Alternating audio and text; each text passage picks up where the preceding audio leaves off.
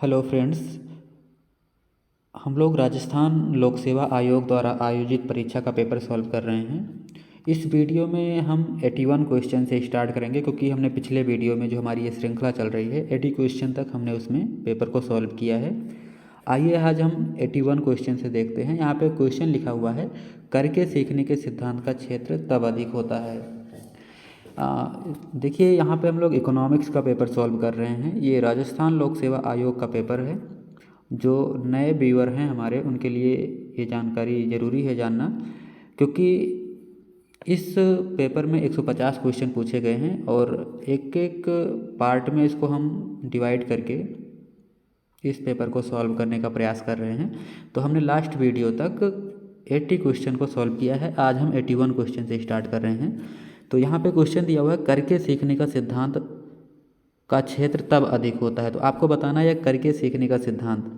तो आपको बता दूं कि करके सीखने का सिद्धांत सबसे पहले एक कैनेथ जे एरो थे। इन्होंने अंतर्जात विकास सिद्धांत के मॉडल में नवाचार और तकनीकी परिवर्तन के प्रभावों की व्याख्या करने के लिए ये करके सीखने का सिद्धांत प्रतिपादित किया था। और ऐसा इनका मानना है कि इनका ऐसा मानना है कि करके सीखने का सिद्धांत का क्षेत्र तब अधिक होता है, ये कहते हैं, कि जब निश्चित समयावधि के दौरान काम करने वाले घंटों की संख्या अधिक हो। अर्थात आपका इसमें ऑप्शन नंबर 2 यहाँ पे करेक्ट हो जाएगा, श्रम अदा का स्तर अधिक हो। अर्थात आपका ये when level of labour input is greater, इसका मतलब ये होता है। तो इसमें आपका ये ऑप्शन नंबर 2 करेक्ट हो जाएगा। नेक्स्ट क्वेश्चन देखते हैं, 80 नंबर 2 क्वेश्चन। यहाँ पे लिखा हुआ है, बहुत ही इंपॉर्टेंट क्वेश्चन है, कि स्वर्ण युग में सभी चरों में परिवर्तन होता है। आपको बताना है कि in golden age path all variables change at a, है ना। तो इसका मतलब देखिए, स्वर्ण युग पथ में सभी चरों में परिवर्तन स्थिर और समानुपातिक दर से होता है। तो करेक्ट तो इसका ऑप्शन नंबर 4 आ जाएगा।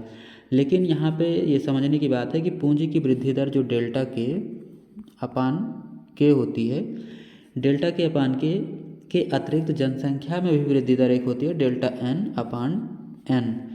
तो ये दूसरा तत्व है जो अर्थव्यवस्था की वृद्धि दर को निर्धारित करता है। डेल्टा के अपान के और डेल्टा एन अपान, ये अर्थव्यवस्था की वृद्धि दर को निर्धारित करता है जब जनसंख्या की वृद्धि दर पूंजी की वृद्धि दर के बराबर हो जाती है। अर्थात ये डेल्टा एन अपान एन, ये जनसंख्या की वृद्धि दर, और ये डेल्टा के अपान के पूंजी की वृद्धि दर के बराबर हो जाती है, तब अर्थव्यवस्था जो है पूर्ण रोजगार संतुलन में होती है। इसी को ये श्रीमती जॉन रॉबिन्सन ने स्वर्ण युग कहा है। ये पीजीटी जैसे एग्जाम में ये पूछा भी जाता है कि स्वर्ण युग कब होता है। तो यहाँ पे एक आप ये भी लिख सकते हैं, वैसे तो उनका दूसरा मैटर है वाला, लेकिन यहाँ पे डेल्टा एन अपान एन और डेल्टा के अपान के को भी स्वर्ण युग कहा जाता है। और ऐसी कंडीशन में अर्थव्यवस्था जो है फुल एम्प्लॉयमेंट पे रहती है, पूर्ण रोजगार संतुलन में होती है। तो यहाँ पे ऑप्शन नंबर आपका स्थिर समानुपातिक दर से ये करेक्ट हो जाएगा, ऑप्शन नंबर 4। नेक्स्ट क्वेश्चन देखते हैं। अगला क्वेश्चन यहाँ पे लिखा हुआ है 83, तटस्थ तकनीकी परिवर्तन से तात्पर्य। यहाँ पे ये तटस्थ तकनीकी परिवर्तन बताना है। तो ऑप्शन यहाँ पे कोट में दिया हुआ है, पूंजी की बचत, श्रम की बचत और पूंजी की बचत नहीं है। और डी दिया हुआ है, श्रम की बचत नहीं, कौन सा सत्य है। तो यहाँ पे ये आपका ऑप्शन नंबर जो 2 है, ए और बी, यहाँ पे ये दोनों सही हो जाता है, क्योंकि हिग्स ऐसे प्रथम अर्थशास्त्री थे। जो हिग्स हैं, ये प्रथम अर्थशास्त्री थे जिन्होंने तटस्थ तकनीकी परिवर्तन की अवधारणा को विकसित किया था। और इनके अनुसार तटस्थ तकनीकी परिवर्तन को श्रम बचतकारी, और यहाँ पे देखिए एक श्रम बचतकारी और ये पूंजी की बचत, है ना। तो इस रूप में इन्होंने इसको वर्गीकृत किया है, अर्थात ए और बी इसमें आपका करेक्ट हो जाएगा। 84 नंबर क्वेश्चन यहाँ पे दिया हुआ है, अमूर्त तकनीकी प्रगति से तात्पर्य है। तो अमूर्त तकनीकी प्रगति आपको बताना है, डिसएम्बॉडिड टेक्निकल प्रोग्रेस मीन्स। तो यहाँ पे आपका ऑप्शन नंबर ये सी करेक्ट हो जाएगा, अधिक उत्पादन समान अदाओं से, यानी मोर आउटपुट सेम इनपुट्स। यहाँ पे आपका ये करेक्ट हो जाता है। कौन सा पर्यावरण नियमन का सिद्धांत नहीं है, बहुत ही इंपॉर्टेंट है। ये राजस्थान का पेपर है, तो इसका लेवल जो है थोड़ा सा ज़्यादा, मतलब ठीक ठाक इसका लेवल है। तो इसको अच्छे से हमें समझना है, कौन सा पर्यावरण नियमन का सिद्धांत नहीं है। तो पर्यावरण नियमन का सिद्धांत इसमें आपका अनिवार्य सिद्धांत ये नहीं है। बाकी प्रदूषक द्वारा भुगतान सिद्धांत ये भी है, सावधानी सिद्धांत ये भी है, प्रयोगकर्ता द्वारा भुगतान ये भी है, लेकिन ऑप्शन इस नंबर 3 यहाँ पे ये आपका नहीं है। 86 क्वेश्चन यहाँ देखिए, लिखा हुआ है what is meant by Pigouvian tax. तो पिग्वियन कर से क्या तात्पर्य है, आप सभी को पता है पिग्वियन कर जो है ये पर्यावरण जो प्रदूषण करने वाले पदार्थों के प्रवाह पर एक कर है, और ये टोटली पर्यावरण जो होता है प्रदूषण करने वाले पे प्रवाह कर है। और ऐसे उत्पाद जो प्रदूषण फैलाते हैं इनके अनुसार, चाहे उनका उत्पादन देश में किया गया हो, चाहे आप इसको कंट्री के अंदर कर रहे हो, चाहे आपने उसका इंपोर्ट किया हो, अगर उसको आप बाहर से भी मंगा रहे हैं तो ये उस पर वकालत करते हैं कर लगाने की। और इस गतिविधियों के नकारात्मक पहलू को सुधारने के लिए ही जो कर लगाया गया है, जो टैक्स लगाया गया है, उसी को पिग्वियन कर कहते हैं। और इन्हीं के नाम पे अर्थात आर्थर पिगू के नाम पे ही इस टैक्स को रखा गया, इसलिए इसको पिग्वियन कर कहते हैं। तो यहाँ पे ऑप्शन नंबर 2 आपका प्रदूषण करने वाले पदार्थों के प्रभाव पर कर को हम पिग्वियन टैक्स के नाम से जानते हैं।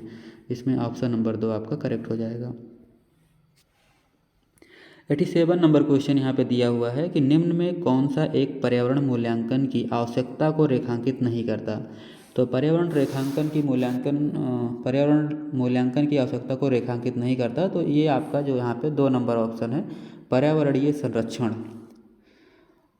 आपका ये यहाँ पे करेक्ट हो जाता है। 88 क्वेश्चन देखते हैं, निम्न में कौन सी आनुषंगिक मूल्य निर्धारण विधि नहीं है। तो आनुषंगिक मूल्य निर्धारण विधि इसमें से देखिए विपरीत खेल विधि भी है, लागत डेल्फी भी है, और लागत रहित चयन विधि भी है, लेकिन ऑप्शन नंबर 4 जो है यात्रा लागत विधि, ये आपका आनुषंगिक मूल्य निर्धारण की विधि नहीं है, तो आपका ये करेक्ट हो जाएगा। नेक्स्ट क्वेश्चन है यहाँ पे 89 क्वेश्चन देखते हैं, किस विचारधारा का संप्रदाय सुस्थिर विकास के लिए प्राकृतिक पूंजी संपदा के संरक्षण व सुधार पर बल देता है। ये बेहद ही इम्पोर्टेंट क्वेश्चन है, पीजीटी जैसे एग्ज़ाम के लिए कई बार पूछा भी जा सकता है। तो यहाँ पे बहुत ध्यान से देखना है कि किस विचारधारा का संप्रदाय सुस्थिर विकास के लिए प्राकृतिक पूंजी संपदा के संरक्षण व सुधार पर बल देता है। तो ये जो लंदन विचारधारा है, ये जो है सुस्थिर विकास के लिए प्राकृतिक पूंजी संपदा के संरक्षण व सुधार पर बल देता है। तो इसमें ऑप्शन नंबर 1 आपका करेक्ट हो जाएगा। 90 नंबर क्वेश्चन यहाँ पे दिया हुआ है, कौन सा सिद्धांत कमजोर सुस्थिरता की माप से सुस्थिर विकास को मापता है। तो यहाँ पे बताना है कौन सा सिद्धांत कमजोर सुस्थिरता की माप से सुस्थिर विकास को मापता है। तो यहाँ पे आपका ऑप्शन नंबर 2 ये करेक्ट हो जाएगा। पियर्स तथा एटकिंसन माप जो है ये आपका करेक्ट हो जाएगा। अगला क्वेश्चन देखते हैं 91 नंबर क्वेश्चन, औपचारिक अनौपचारिक शिक्षा कार्यक्रम वनारोपण पार्कों के प्रबंधन द्वारा सतत विकास प्रक्रिया को क्या कहते हैं। तो सतत विकास प्रक्रिया को हम ये सार्वजनिक सहभागिता कहते हैं, पब्लिक पार्टनरशिप, ये आपका इसमें करेक्ट हो जाएगा। क्योंकि औपचारिक अनौपचारिक शिक्षा कार्यक्रम जैसे वनारोपण पार्कों के प्रबंधन द्वारा सतत विकास प्रक्रिया को सार्वजनिक सहभागिता कहते हैं।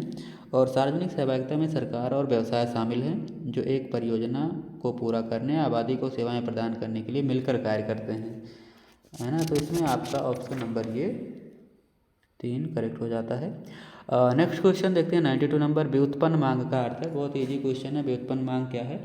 तो उत्पादक वस्तुओं की मांग को हम व्युत्पन्न मांग कहते हैं, क्योंकि किसी साधन की मांग उस तैयार वस्तु से व्युत्पन्न मांग होती है जिसके उत्पादन में वह साधन सहायक हो।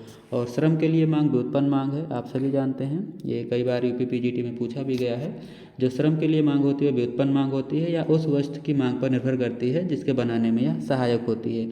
तो यहाँ पे उत्पादन के साधनों की मांग जो है आपका ये व्युत्पन्न मांग हो जाएगी। और 93 क्वेश्चन देखते हैं, एंजल वक्र दर्शाता है उपभोक्ता द्वारा क्रय की गई वस्तु की मात्राओं को। तो एंजल एक जर्मन सांख्यिकी थे, आप सभी को पता है सांख्यिकार थे। ये अलग अलग आय समूहों के पारिवारिक बजट का अध्ययन किए थे और उस पर निष्कर्ष निकाले थे कि भोजन पर होने वाले व्यय अनुपात में कमी आएगी अगर आपकी इनकम बढ़ती है। और दूसरा मकान तथा कपड़ों पर होने वाले जो मकान और कपड़े हैं उस पर आपका जो व्यय होगा वो प्लस में होगा, मकान और कपड़े पे ये कहते हैं स्थिर रहेगा, तथा अन्य सभी वस्तुओं जैसे शिक्षा मनोरंजन इन सब पर जो है आपका व्यय आनुपातिक रूप से थोड़ा सा ज़्यादा होगा, लेकिन भोजन पे व्यय जो है कम होगा, ऐसा इनका मानना था। तो ये यहाँ पे पूछा गया है कि क्या दर्शाता है, तो ये आय के विभिन्न स्तरों पर अलग अलग आय समूहों के पारिवारिक बजट का इन्होंने अध्ययन किया था। तो ये आपका ऑप्शन नंबर 3 करेक्ट हो जाता है। और 94 नंबर क्वेश्चन दिया हुआ है in case of given goods. तो गिफिन वस्तुओं के लिए ये भी एक बहुत ही इंपॉर्टेंट क्वेश्चन है कि गिफिन वस्तुओं के लिए क्या होता है। तो 19वीं शताब्दी में मैं आपको यहाँ थोड़ा सा बता देता हूँ कि 19वीं शताब्दी में एक रॉबर्ट गिफिन थे। इन्होंने यह प्रतिपादित किया कि खराब वस्तुओं के संबंध में इन्होंने यह देखा कि उसके मूल्य में कमी उनकी मांग में वृद्धि नहीं लाती। रॉबर्ट गिफिन ने देखा कि जो खराब वस्तुएं होती हैं उनके मूल्य में कमी उनके मांग में वृद्धि नहीं लाती। ऐसी वस्तुओं के संबंध में आय प्रभाव प्रबल धनात्मक होता है, फलस्वरूप ऋणात्मक प्रतिस्थापन प्रभाव को प्रभावहीन कर देता है और मूल्य प्रभाव धनात्मक हो जाता है। तो ये इसी को इन्होंने गिफिन वस्तु कहा। तो इसमें आपका जो ऑप्शन नंबर 1 है ना, ऋणात्मक स्थानापन्न प्रभाव से धनात्मक आय प्रभाव शक्तिशाली होता है, ये वाला ऑप्शन नंबर 1 आपका इसमें करेक्ट हो जाएगा गिफिन वस्तुओं के लिए। फिर से देख लीजिए, गिफिन वस्तुओं के लिए ऋणात्मक स्थानापन्न प्रभाव से धनात्मक आय प्रभाव शक्तिशाली होता है, तो ये आपका करेक्ट हो जाएगा। 95 नंबर क्वेश्चन देखते हैं, स्लटस्की स्थानापन्न प्रभाव में आय में कमी या वृद्धि का कारण है। इम्पॉर्टेंट क्वेश्चन है, स्लटस्की स्थानापन्न प्रभाव में आय में कमी या वृद्धि का कारण है। तो यहाँ पे जो लागत अंतर है ना, स्लटस्की ने लागत अंतर विधि के आधार पे इस प्रभाव की व्याख्या की है।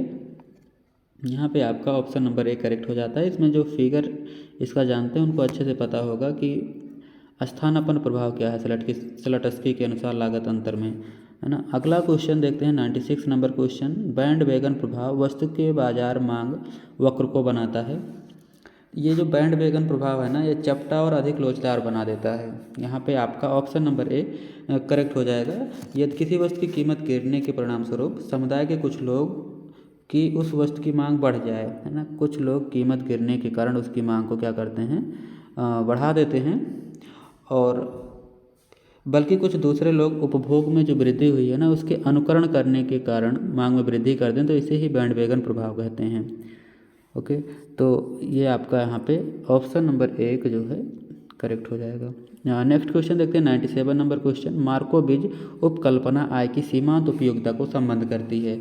मार्कोविज यहाँ पे वर्तमान आय के परिवर्तन के स्तर से संबंध रखती है। ऑप्शन नंबर यहाँ पे 2 आपका करेक्ट हो जाता है। मार्कोविज उपकल्पना आय की सीमांत उपयोगिता को वर्तमान आय के स्तर में परिवर्तनों के साथ संबंध करती है।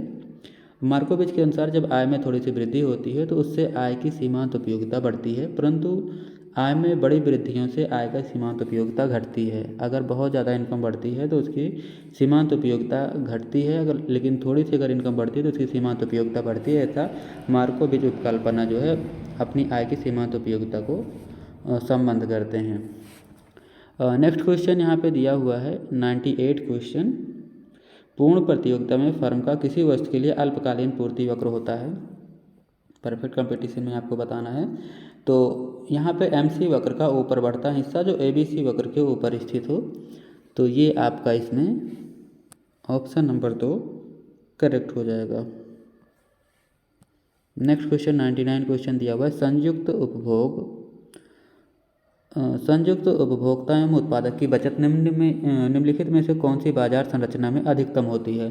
तो ये बहुत ही इंपॉर्टेंट क्वेश्चन है। यहाँ पे बताना है कि संयुक्त उपभोक्ता एवं उत्पादक की बचत निम्नलिखित में से कौन सी बाजार संरचना में अधिकतम होती है। तो ये जो पूर्ण प्रतियोगिता है ना, परफेक्ट कंपटीशन, इसी में जो है ज़्यादा होती है। पूर्ण प्रतियोगिता में उत्पादन प्लांट के अनुकूलतम स्तर या न्यूनतम लागत पर होता है, जिससे उत्पादक को बचत प्राप्त होती है।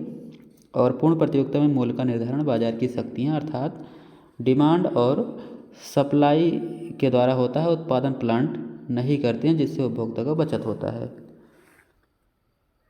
नेक्स्ट क्वेश्चन यहाँ पे दिया हुआ 100 नंबर क्वेश्चन, अर्थशास्त्रियों द्वारा किया गया आनुभाविक अध्ययन बताता है कि समय काल के साथ होने वाली तकनीकी प्रगति के कारण दीर्घकालीन औसत लागत वक्र का आकार होगा। तो ये यहाँ पे जो L टाइप है आपका, ये करेक्ट हो जाएगा, L टाइप। नेक्स्ट क्वेश्चन यहाँ पे देखते हैं, अगला क्वेश्चन, ये आपका 100 क्वेश्चन हो गया है। और आगे हम थोड़ा सा देख लेते हैं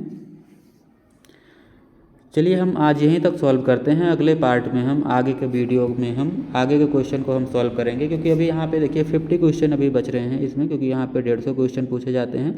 तो हमने 100 क्वेश्चन अभी तक सॉल्व किया है। जो लोग इसका और क्वेश्चन देखना चाहते हैं वो पीछे इसी चैनल पे पीछे के वीडियो में कुछ पार्ट में पड़े हुए हैं, वहाँ पे आप लोग जाकर देख सकते हैं।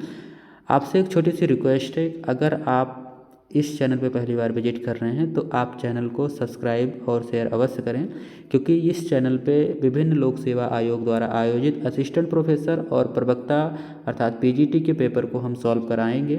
अगर आप लोगों का सपोर्ट और सहयोग मिलता रहा तो हम रेगुलर या डेली बेसिस पे हम इसमें वीडियो डालते रहेंगे।